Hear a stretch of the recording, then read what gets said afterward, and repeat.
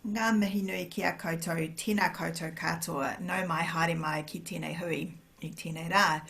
Welcome everybody, my name is Holly Walker and I'm the Deputy Director of the Helen Clark Foundation, and it's my very great pleasure to be your moderator and facilitator today for this webinar on the anniversary of the 30-year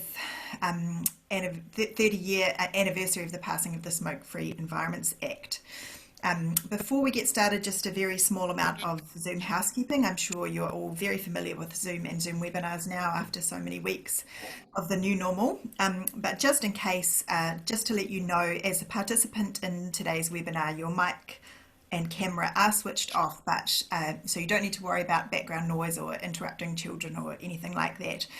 But you are still very much a participant in the webinar, so please feel free to use the Q&A function to post any questions which you would like to put to our speakers today.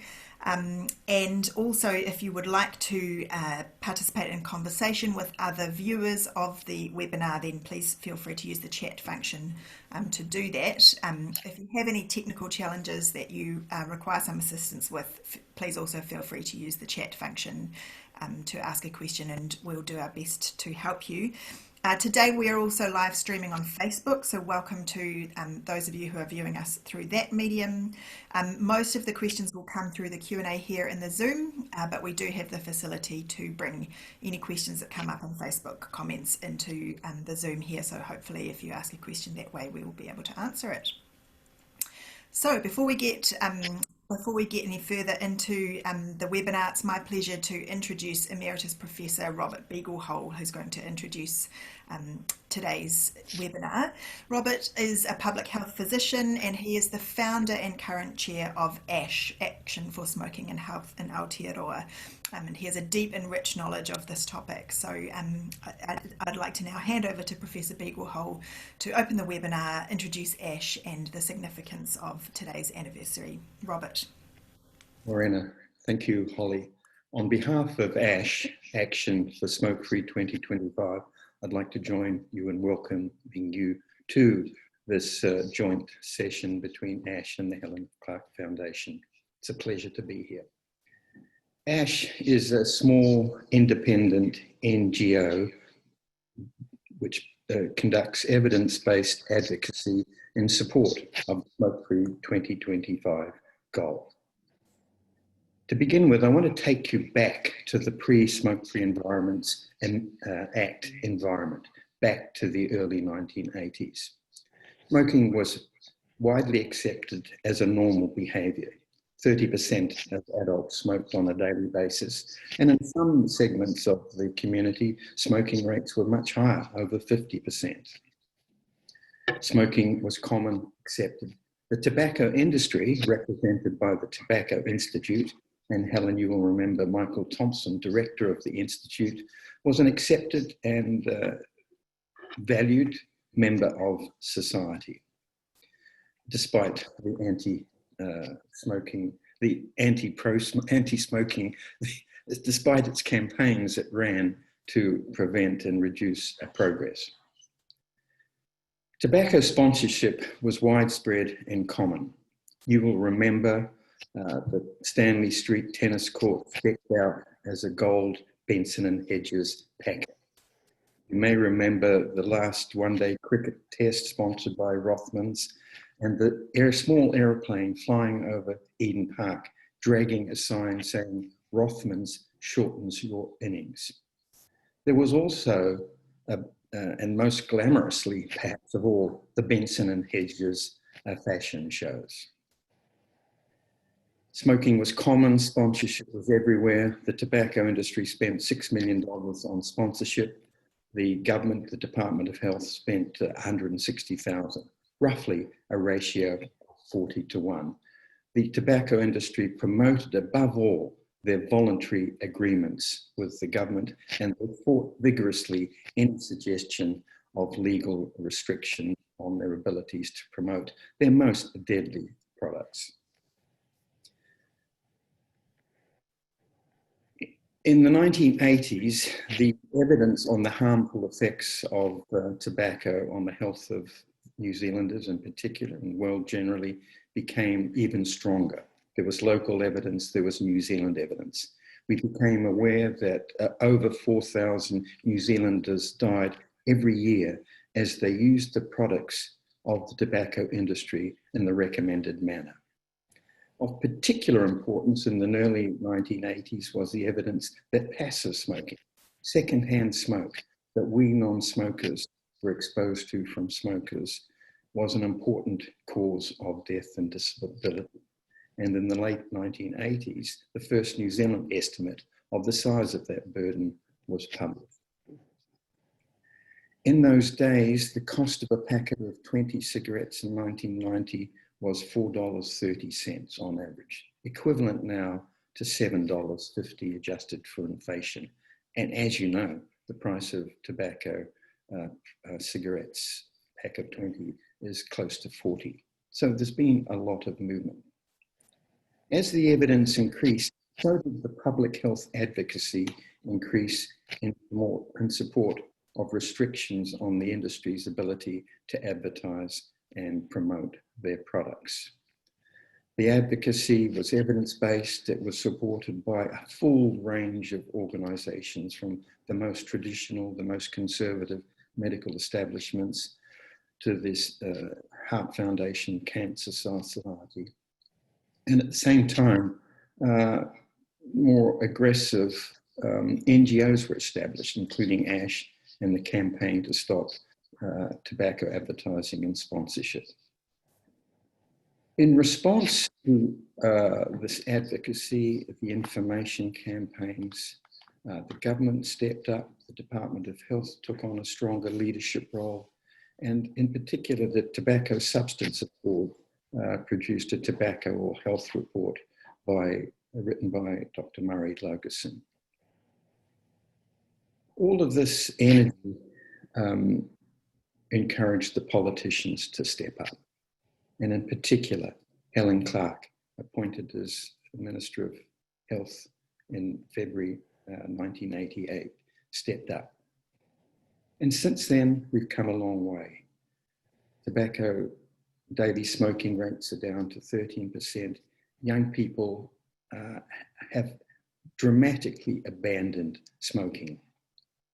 And today we learned from data from Murray Logerson and George Laking that there's been a 10% reduction in the sales of cigarette products released onto the market. We have come a long way. ASH is extremely pleased to have you on our side, Helen, in support of the Smoke-Free 2025 goal. And we're delighted that you are fulfilling the role of patron of ASH. Thank you, Helen. Thank you very much, Robert, and thank you for that history, which it is really instructive, I think, to reflect on how far we have come in the last 30 years. I'll briefly introduce the Helen Clark Foundation. We are co-hosting today's event with ASH. We are an independent public policy think tank founded on the values of our patron, Helen Clark, who is of course with us today. And our mission really is evidence-based public policy, and in relation to this topic, evidence-based public health policy. We've previously taken a strong interest in harm reduction from substance regulation, and in 2019 we produced a report entitled The Case for Yes, which explores the cannabis referendum that we'll all be voting on, well, not next month anymore, the month after. But here today, we're here to talk about a much more dangerous drug than cannabis that nonetheless has been historically legal. As Robert has said, in 1984, 32% of New Zealanders smoked, and we had some of the highest cancer rates in the world. But within a decade, that ban on selling tobacco to New Zealanders under 16 had come into force. Later that was increased to 18, and previously inescapable tobacco advertising that Robert talked about had been dramatically restricted, and it worked. Between 1985 and 1990, tobacco use declined faster in New Zealand than anywhere else in the developed world. So we've got some great successes to celebrate. Today's event with the Right Honourable Helen Clark marks the 30th anniversary of the Smoke-Free Environments Act, and we really want to explore what we can learn from this experience of bringing big tobacco under control and where to next. So our keynote speaker, Helen, will need very little introduction to all of you. She is, of course, our former Prime Minister, former Administrator of the United Nations Development Programme, and most relevant to today's discussion, former Health Minister and current patron of ASH, Aotearoa. So welcome, Helen. I wanted to start with a quotation of yours, which is quite evocative. You've said in the past that you think you still have scars on your back from passing the Smoke-Free Environments Act. Can you paint a picture for us about how the Act came about and why it was so difficult to pass, where those scars have come from? Well, thanks, Holly, and thanks, Robert, for the introductory remarks, which bring back a lot of memories of 1989 and 90. And to put the effort on smoke-free into context, I became Minister of Health in one of those convulsions that governments have in February 1990. An election was due at the end, February 8, 1989. An election was due at the end of 1990, so I didn't have a lot of time to make an impact as a Minister of Health. And Robert Beaglehole was extremely helpful to me in saying, well, let's work out, what could be done for public health. And one of the big initiatives we had was to publish the New Zealand Health Goals. And those were 10 goals where if you had interventions, you could make a tremendous impact on the lifespan and the health and well-being of Kiwis. Now, right at the top of that, of course, was tackling the challenge of tobacco, because as Robert said, about a third of New Zealanders were smoking, we had high death rates, and very little spent on trying to reduce that, and the law settings didn't help at all. So the idea of legislating for much more harm reduction around tobacco smoking, a deadly habit, was born. And I was supported not only by Robert, sitting as Professor of Public Health at Auckland University, but also by Dr. George Salmon, who was the Director of Health at the time and very committed to public health, and incredible people in the Ministry of Health, Dr. Murray Logerson and Todd Kriebel, who's still around actively today and has been in the Health Ministry more recently. And together, this team helped me as a young minister drive up this legislation. Now, it is one of the toughest battles I've ever had in public life. I think, probably on a par with the Child Discipline Act, which was trying to stop, injury and death by beating of children. But this one, we took on a very powerful corporate interest, the global tobacco industry. And they saw that what we were trying to do in New Zealand, which was to ban advertising and sponsorship, as setting a new benchmark in tobacco control. So, of course, they were going to fight it because we were a test case. And Canada and Norway had already legislated to ban advertising. But unless you banned sponsorship, you didn't get to the heart of the matter, because, as Robert said, our tennis was sponsored, our rugby was sponsored, our cricket was sponsored, our theatre was sponsored, our orchestras were sponsored, our charities were sponsored by tobacco. Everyone was taking blood money. And so a chorus could be whipped up of people across these groups in society saying, we're going to lose out because this government wants to ban sponsorship. And that's why, and we'll come to this later in the webinar, one of the early features was to say, no, you're not going to lose out because we're going to buy out the sponsorship. But it was a tough battle. And the tobacco industry hired a global public relations firm called Burson Marsteller, and they did a hatchet job on me as a sort of cold, uncaring woman who wanted to take away the working man's last pleasure. So look, what we take today for granted, going into a bar and a restaurant not being smoked over in the cinemas, not being smoked over in the workplace, we had to change these things, and it was a fundamental change. But ask Kiwis now, would they want to go back to where they were 30 years ago? No way, Jose. We've got used to our clean air. So, it's something I'm very proud of, but I could not have done it alone. I had tremendous support. Yes, it's interesting to hear you talk there about just how widespread that sponsorship was. I was a child at the time and remember very clearly the Winfield Cup, the NRL competition, and how popular that was when I was in primary school. And yet by the time I got to high school, a significant change had happened where the most visible sponsorship to many of us in my cohort was the smoke-free Rockquest, which was the band competition that was, and Smoke Free was right at the heart of that. So, and maybe let's talk a little bit about how that change it came about. You alluded to it there, but there was an organisation, the Health Sponsorship Council, that was formed to tackle that problem you've identified of how to diffuse the issue of the fact that the tobacco sponsorship was so prominent, and replace it with a new model. Could you talk about how that came about, and what the role of that organisation was? So that was a critical part of the legislation, because if we had just banned the sponsorship, then there was a lot of money involved for sport and the arts and charities. So built into the legislation from the very beginning, and I think we started with what was a lot of money at the time, $6 million to buy out the sponsorship from the tobacco countries. But of course, we had a hook, and the hook was, if you're going to take this smoke-free sponsorship, you have to have a smoke-free message.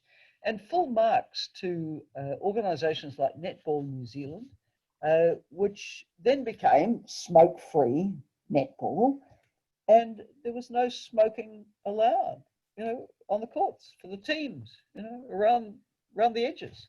So it was very, very powerful sponsorship, and we can sort of touch on this later too. Unfortunately, the money for this kind of effort has dropped right away, and it needs to be built up, because we're so close to the tobacco smoke-free New Zealand of our dreams, and of over time seeing death rates from tobacco decline exponentially as it works its way through the demographics. So yeah, very important innovation, the Health Sponsorship Council. It's now changed to another name, I think, Health Promotion Council, and it's also incorporated the alcohol, anti sort of excessive alcohol consumption work as well. I'm not sure it's a good idea. It's happened after my time. I think tobacco is uniquely dangerous as a drug. It will cause the death of a very significant proportion of people who use it. So it is in a league of its own. But if we want to get to the smoke-free New Zealand, we're going to have to up the ante on the efforts of promoting the health benefits of not smoking, and that's going to require some more cash. Yeah, I'd like to talk about that for a moment, because I think, as you mentioned, there was such a strong push during probably the 90s and early 2000s. And is there a concern that the smoke-free movement, because of its success and because of the dramatic drop in smoking rates that we've seen, has almost been the victim of its own success, in the sense that now we're down to those final, that final percentage that is the most difficult to shift? Is there a perception that that we're almost there, and therefore we can reduce that investment? And as you've mentioned, is there a risk, therefore, that we drop the ball when we're very close to the finish line? And that would be tragic, wouldn't it? Because we are so close to the finish line on this. I mean, to look at the annual survey that Ash New Zealand does on smoking rates among 14-year-olds, the progress is phenomenal. I understand we're now down to a daily smoking rate of 2% among 14-year-olds. When we embarked on this exercise 30 years ago, it was up about 30%. So, incredible progress, so close. And I think investments now in harm reduction, in getting people off tobacco, in supporting all the quit efforts, in the effective social media messaging, this would be money really well spent. I've sometimes said in the past, the happiest day for me will be when we don't collect a cent in tobacco taxation because nobody's smoking. That will be a very, very a happy day, and happy for the pockets of people who've been addicted to tobacco, and often at quite a young age, and have found it very, very difficult to get off. So we owe it to them to support them. So let's not give up when we're this close to the finish line. And could I perhaps add, Helen and Holly, that we've made tremendous progress, and I almost guarantee that there's no one watching this webinar who smokes. Smoking has become a marker now of social disadvantage. So overall, it's 13% daily smoking in adults, but 30% in Maori, 20% in Pacific, 30% in socially disadvantaged people. So there have been tremendous pressures and successes, but we've pushed the smoking rates and the smoking behaviours into, the poorest segments of community. So there is much more to be done, and we have to have a strong equity focus as we go forward. And the amount spent on non-smoking campaigns has gone from $9 million to $1 million. So, we've got, as Helen, you say, we've got to spend a bit more money, and maybe a bit more of the $2 billion in taxation that we take mostly from people. I think we definitely need to get back to the very effective media messaging which was being done. And I think back to my time in office when Tariana Turia was an Associate Minister of Health. And Tariana has been a tireless champion of tobacco smoke-free New Zealand. And I remember one advertising campaign that we were looking at funding, and I think Tariana herself personally came to show me what was proposed. And what the research indicated was that, we're not all the same. We respond to different kinds of messaging. So for me as a Pākehā, and probably for Robert and for you, Holly, we look at photos of blackened lungs and people, coughing their heart out and so on. And we look at the health warnings and we think, oh, we don't want that. What Tariana showed me was that the research suggested that for Māori, the messages that really connected were about whānau. It's all about whānau. And you may recall wonderful ads which had seniors come out to us saying, I gave up because I wanted to see my grandchildren, my makapuna, grow up. And then you'd have the other side of the ad with the makapuna saying, I wanted granddad or grandma to give up because I want them to see me grow up. These are very human messages. So, I think go back now, consulting with communities as to what are the messages which will really resonate. Because as Robert said, there's a lot of health inequity on this issue, as in society generally. And it isn't fair to sit by passively, spend only $1 million a year on tobacco smoke-free promotion, and see Māori and Pacifica people suffer disproportionately. That's not right. Kia ora. I think we'll talk a little bit more about some of these things when we get to the Q&A, which we'll do in about 10 minutes. But before we do, let's talk a little bit about, so the Smoke-Free Environments Act itself was the landmark piece of legislation that paved the way for all the changes that we've seen since, but it wasn't on its own, hasn't produced all the changes we've seen. So let's talk a little bit about the further legislative process that has been made since, in terms of embedding and extending on the changes made. Do you want to talk us through some of those milestones, Helen? So I think that the harm reduction approach has a number of elements. Obviously, the legal framework is extremely important. I'll come back to that in a moment. The public health promotion, the health messaging relevant to different communities has a strong purpose.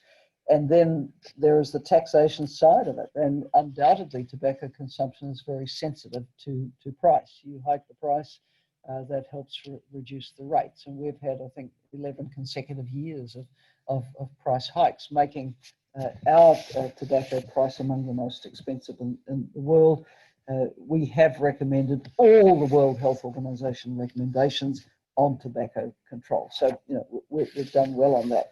Now, coming back to the legal framework, after a shaky start in 1990, when the opposition just opposed my bill because sometimes oppositions just oppose things for the sake of it, which I don't think is sensible and wasn't an approach that I took as leader of the opposition. But they came on board. And so we did see improvements under governments of both kinds over the years.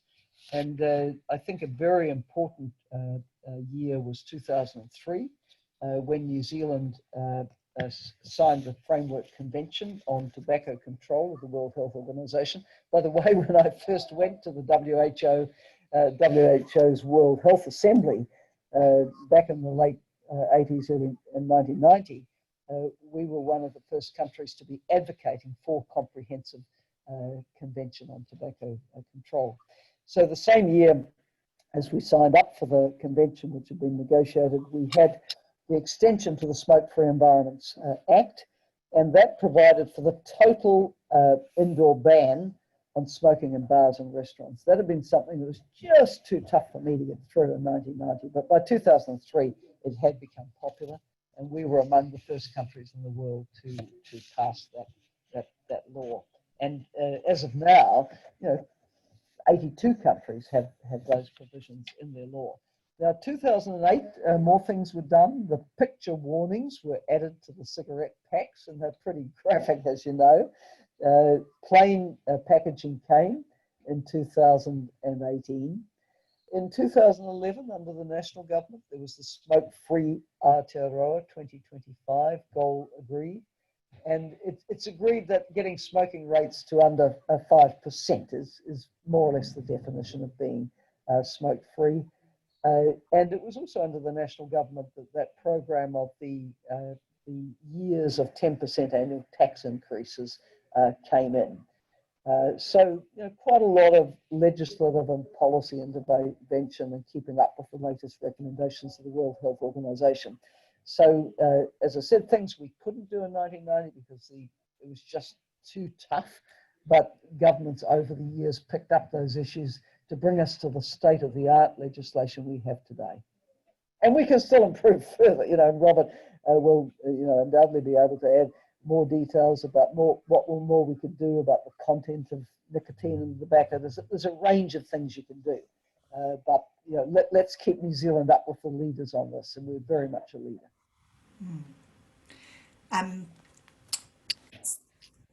As you say, always more we can do, but we have got a very sophisticated now legislative regime for tobacco harm reduction.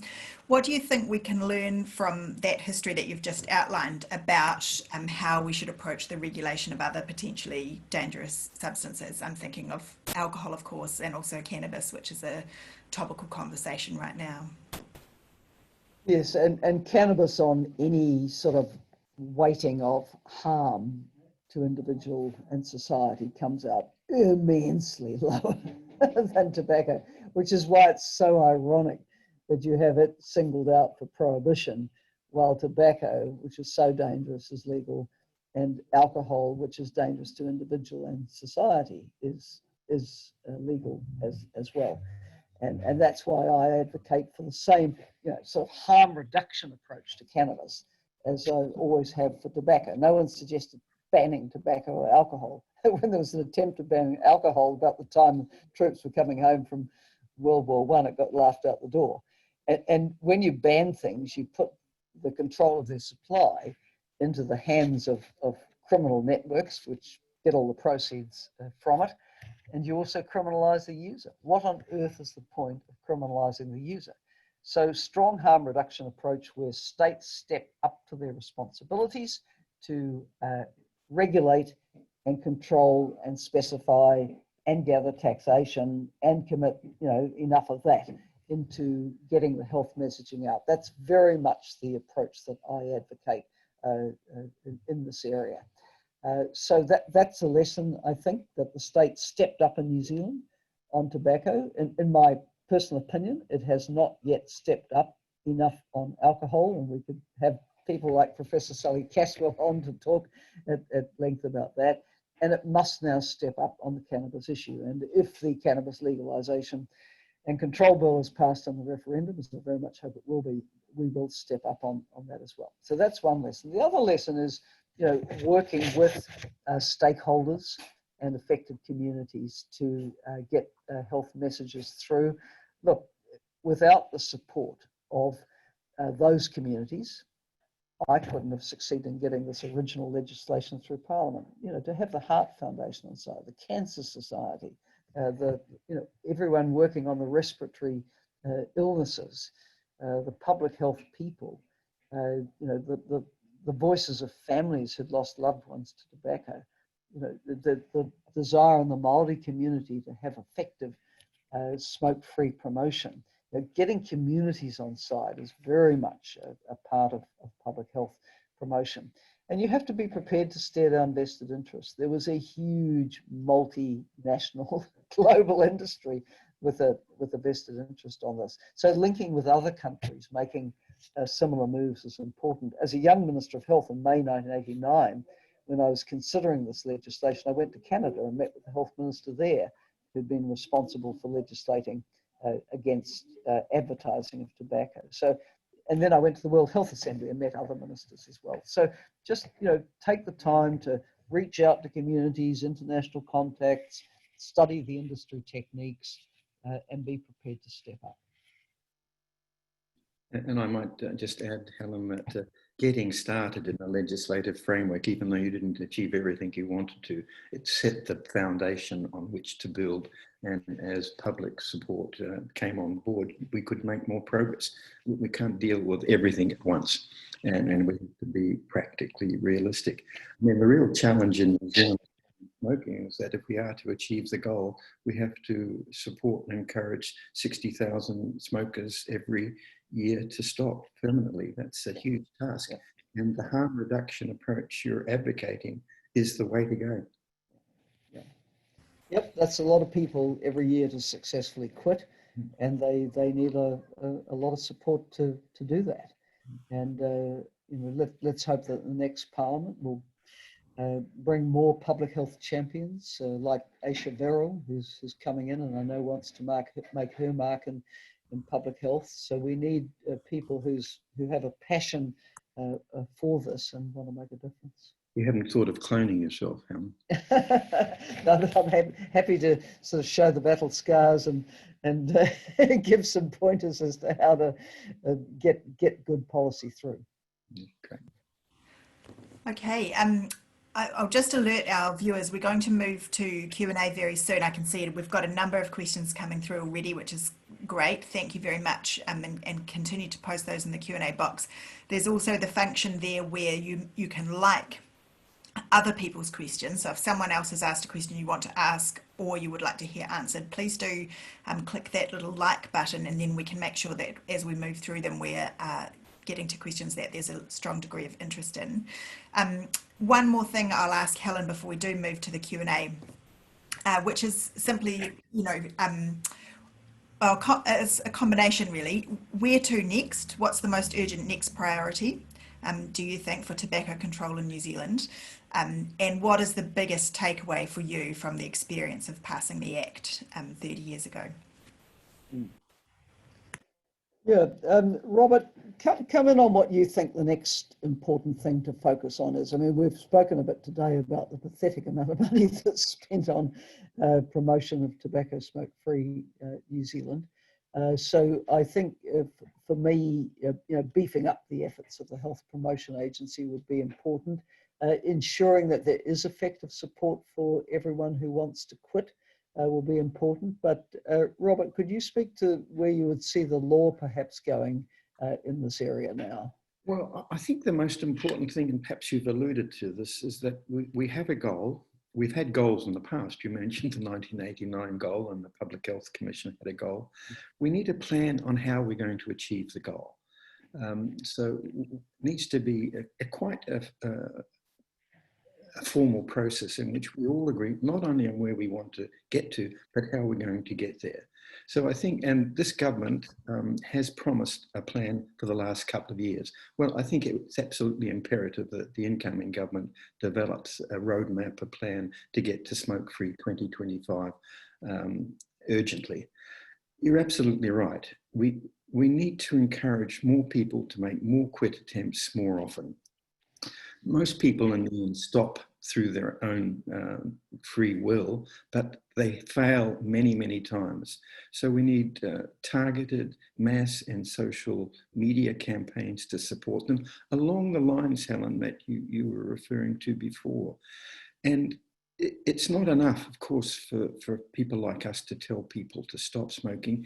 They need support in their communities. We need to encourage communities to take responsibility and give them the resources to do what they need to do to become smoke-free, either on a geographic basis or an iwi basis or a church basis. And since people want to stop smoking, we need to do all we can and spend the money to help them do that. I think we also need to think about making the product of the tobacco industry less attractive. And there are some things that might be ambitious, but a simple thing like taking the synthetic filters out of cigarettes not only makes the cigarette less appealing, but also has a huge environmental positive impact as well.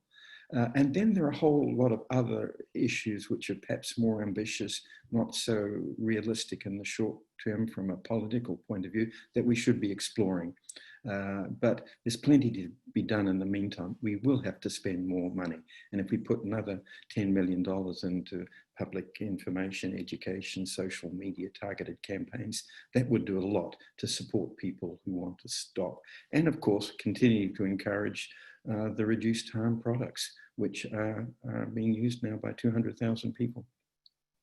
When you think about it, it's a rallying cry, isn't it? 5 years to go to the 2025 date. We can do this. Yeah. I think if there's a positive that's come out of the tragedy of COVID-19, it's shown that when Kiwis determine to mobilise, they will get results. If we really determined to mobilise on this, we would get results. It's going to require an investment, some helpful law changes, and some really solid messages about the huge health benefits of quitting. One of ASH's next aims is to produce a draft national plan, simple, realistic, practical, effective, that can help us make progress towards helping these 60,000 people stop every year. Great, thank you both very much. And Robert is going to join us now for the Q&A portion so that both Helen and Robert can be answering questions as they have indeed already been. And in many ways, the first one here that has been highly voted by people has partly just been addressed by your comments just now. And that is a question from Richard Edwards about the need for a clear and comprehensive strategy to set out how to achieve that smoke-free 2025 goal. And you've just spoken about how that will be important. It's great to hear that ASH is working on such a strategy. One particular question Richard asks is whether we need some game-changing interventions such as dramatically reducing the availability for sale of smoked tobacco products, or indeed removing the nicotine to make sure that those products are non-addictive. Robert, do you want to quickly address that portion there of those particular interventions and whether they need to be part of that plan? They certainly need to be considered, Holly. The issue about supply, reducing supply, it's only going to work if we have the widespread availability of a substitute nicotine device. And we're moving towards that.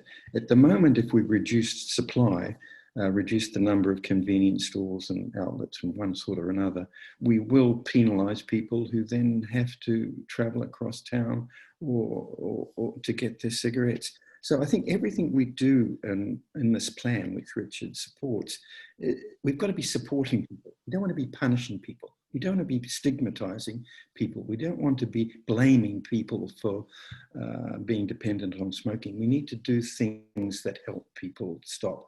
In terms of reducing the nicotine content, yes, this has been discussed widely. It would have to be done overnight. It would have to go from current nicotine levels to zero nicotine levels. It's never been done anywhere else. It's been discussed. It would be a big ask. Let's do the easier things first as we explore these other opportunities. You mentioned briefly there alternatives, Robert, and I guess that links in nicely to a number of questions which are popping up around vaping. Phil Schumack asks I've lost it now. Where should vaping fit in our harm reduction approach?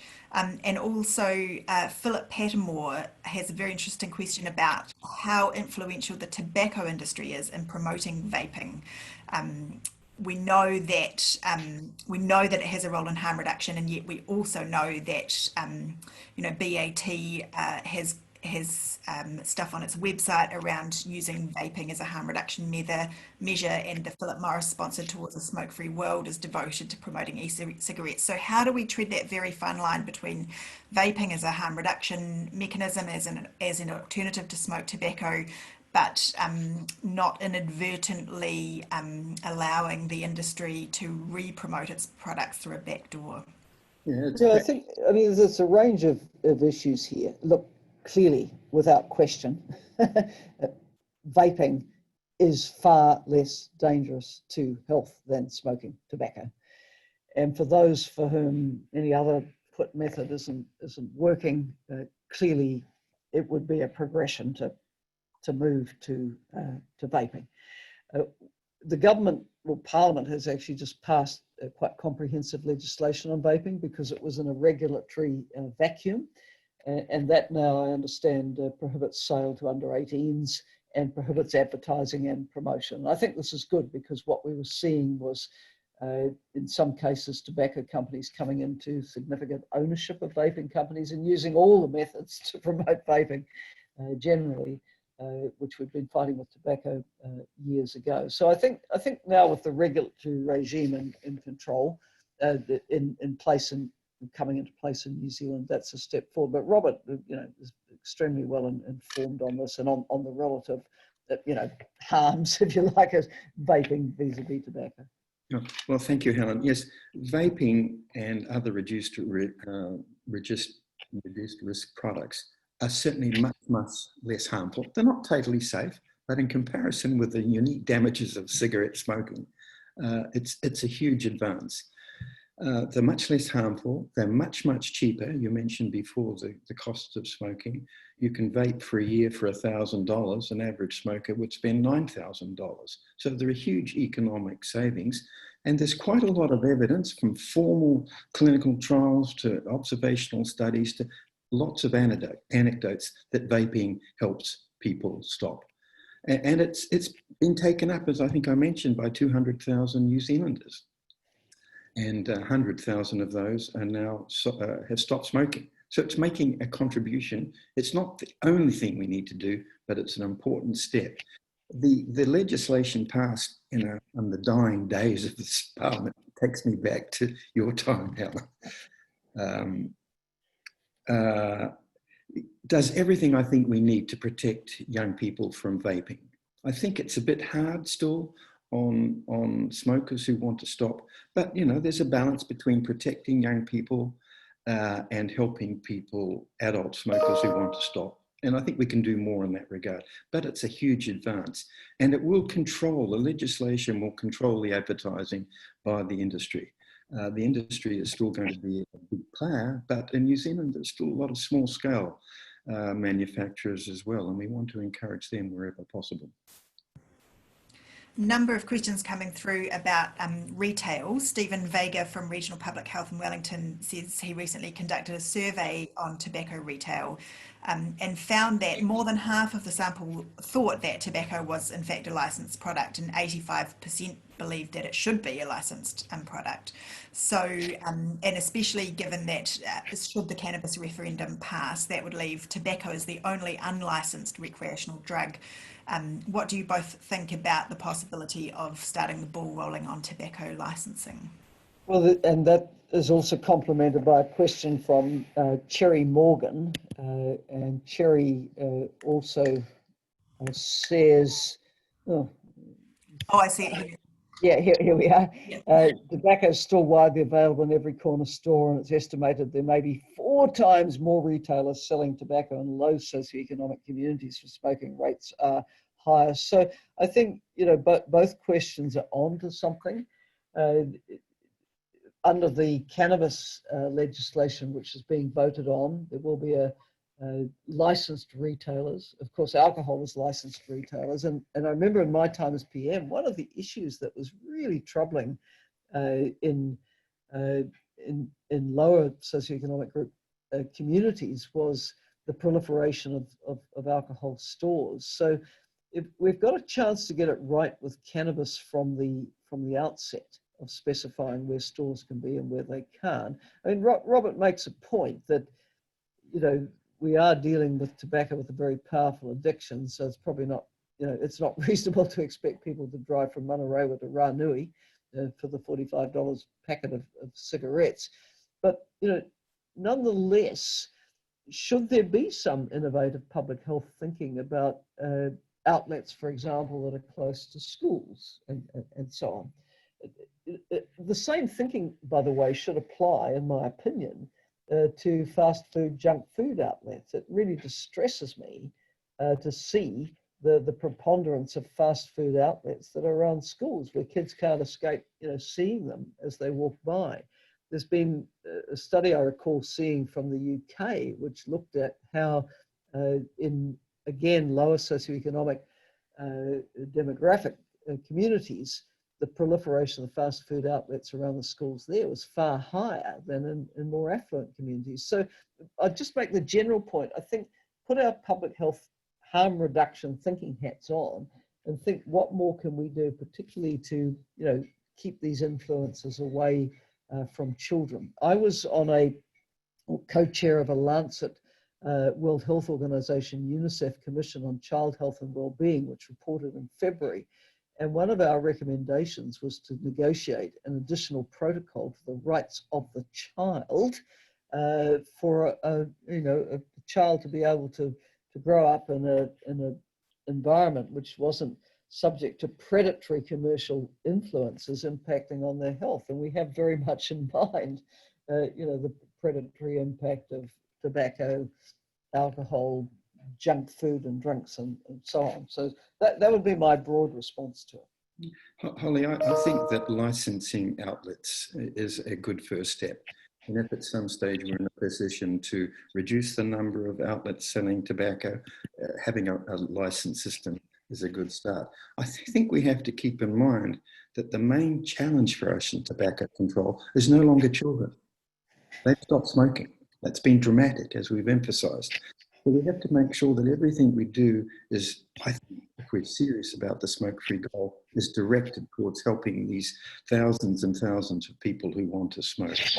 Will reducing the number of outlets in South Auckland help us achieve smoke-free 2025? I think that's an open issue, perhaps. And if we think that's true, then we should move on that. But let's get the reduced harm products widely available, acceptable, and being used in the first instance. I'd do it in a phased way, but certainly licensing outlets has to come at some stage. And then when you want to reduce the outlets, then you're going to have to take on the Association of Convenience Store Owners, sponsored by the tobacco industry. Again, it's going to be another big task.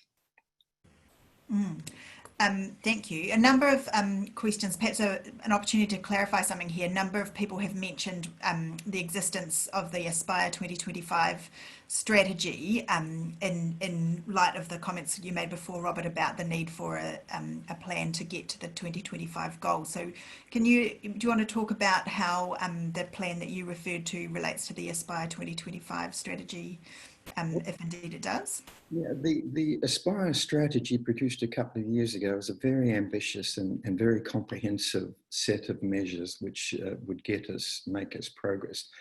make us good progress towards the goal. I think the experience, and I'd be interested in Helen's comment on this, in terms of political strategy, we have to be quite selective. We can't do everything. We've got to be guided by what's practically acceptable, what will be cost effective, and what will make the biggest difference. So I think, in this last term of government and tobacco control, we've got smoke-free cars and then the vaping legislation, both at the very end of this government's term. So what is realistic for the next government? And I would say one or two or three things, and let's not take on the whole world. And I admire many of the aspects of the Aspire project, but from a practical political point of view, I think we should concentrate on those things that will be realistically achievable and will make a big difference in the short run.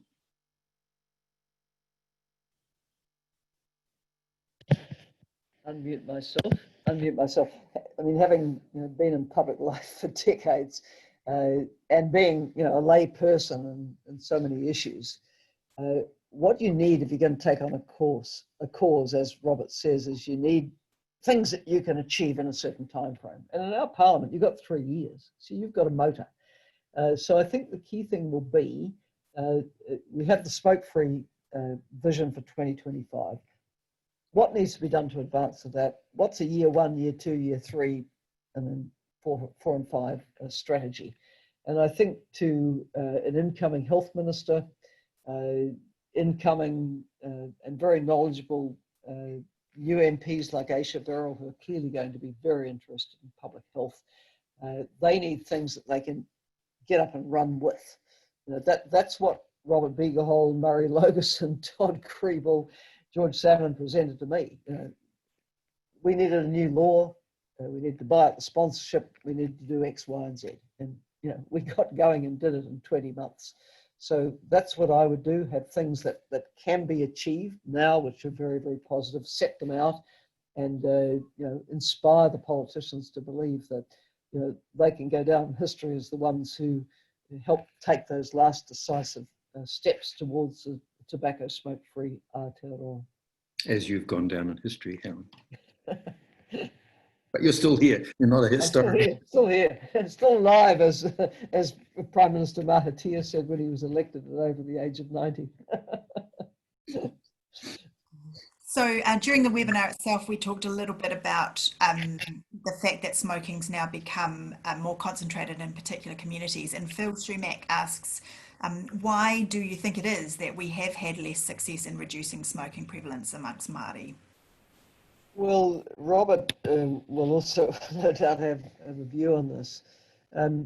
The tragedy is that colonisation brought tobacco to New Zealand. And it's a highly addictive substance and it spread. And I think we all can kind of visualise as we sit here those paintings of, for example, Goldie from the earliest times, where so often he painted a rangatira, a kuia, with a pipe. It became ingrained. And I think colonisation has a lot to answer for.